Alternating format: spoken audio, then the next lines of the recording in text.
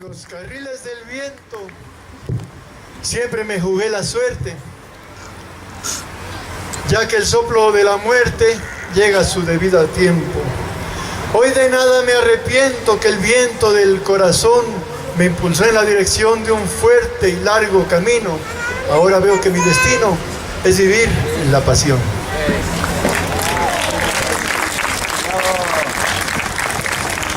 Bueno, lo que vamos a estar haciendo esta noche es un recorrido por las leyendas y por las músicas del Sotavento en Veracruz.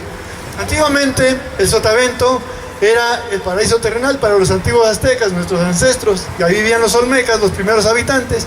Entonces, como era el paraíso terrenal, toda la gente quería vivir ahí, por supuesto, y entonces los españoles se enteraron y dijeron, vamos al paraíso, y llegaron y se quedaron, les gustó mucho, pero como no habían quien les sirviera el cafecito ni quien les hiciera el chocolate, se fueron a África, invitaron a los africanos y les dijeron, vengan de vacaciones a gozar del paraíso terrenal. No les admitieron que se iban a quedar cortando caña hasta el final de sus días. Y después llegaron uno que otro gitano, uno que otro árabe, uno que otro judío, y de ahí se fue conformando la gran cultura jarocha, que hace ratito los parientes que dieron un bello ejemplo de lo que es la música. Entonces, la música, al igual que la comida, que tienen ya talla internacional, son como los pilares más conocidos, pero hay el aspecto de la cuentería. Hay muchas leyendas, por ejemplo esta que narra la historia de mi amigo Alfredo Delgado, un gran investigador. Y él dice que cuando cumplió 8 años, él vivía en el Xúchitl, por allá en los límites de Veracruz, casi en la serranía, al pie de la serranía de Oaxaca. Entonces ahí, él vivía como a 3 kilómetros del pueblito, y como regalo de cumpleaños, cuando se cumplió esos 8 años, él recibió como único presente la tarea de ordeñar todos los días, a las 5 de la mañana, las 8 vacas de la familia, de la cual sustentaban. Entonces, una tarde hubo una función de payasos y Alfredo se quedó, por supuesto, viendo ese espectáculo que nunca sucedía allá en su pueblo lejano, y cuando se dio cuenta, la función acabó y estaba oscureciendo. Él se espantó porque vivía a 3 kilómetros, como ya les decíamos, y el río Xúchitl, en una de las crecidas que venía en estos ríos bravos, se llevó el puente. Y cuando se llevó el puente, la gente se acostumbró a pasar por el vado, pero un día un camión que venía cargado de madera se volcó en ese terraplén, y ahí en el percance murió una maestra y un niño. Y la gente acostumbró a decir que ahí se aparecían los fantasmas de estos dos seres desdichados. Entonces Alfredo supo que tenía que cruzar ese río y ese vado, y pues tenía miedo. Entonces buscó entre la gente a ver si algún conocido lo acompañaba ahí en su trayecto, o al menos una parte, pero ya no había nadie.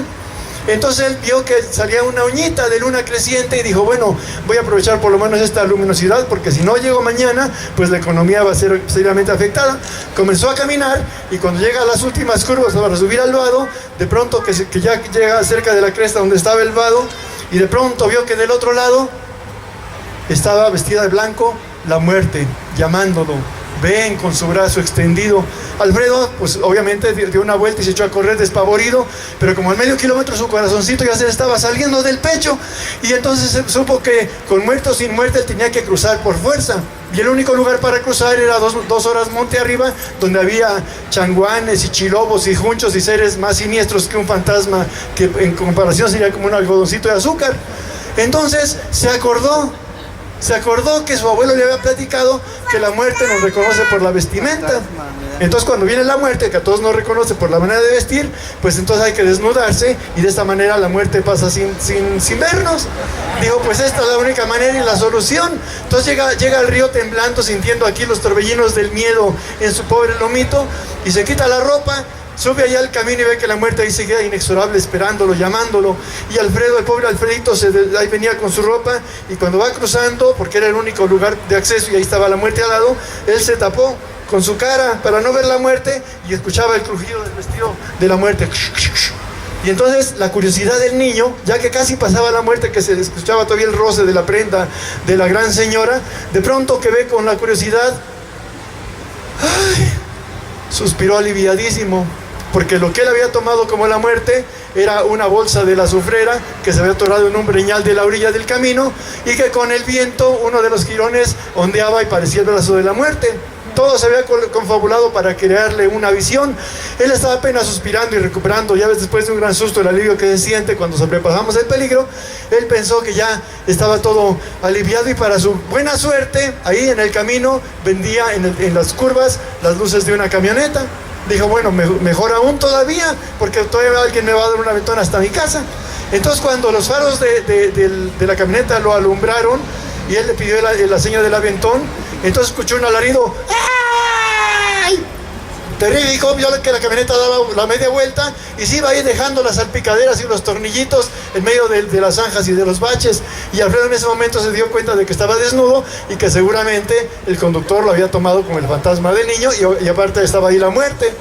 Y efectivamente al otro día él se fue así como riendo todavía a su casa, aliviado, pensando que había habido alguien más asustado que él.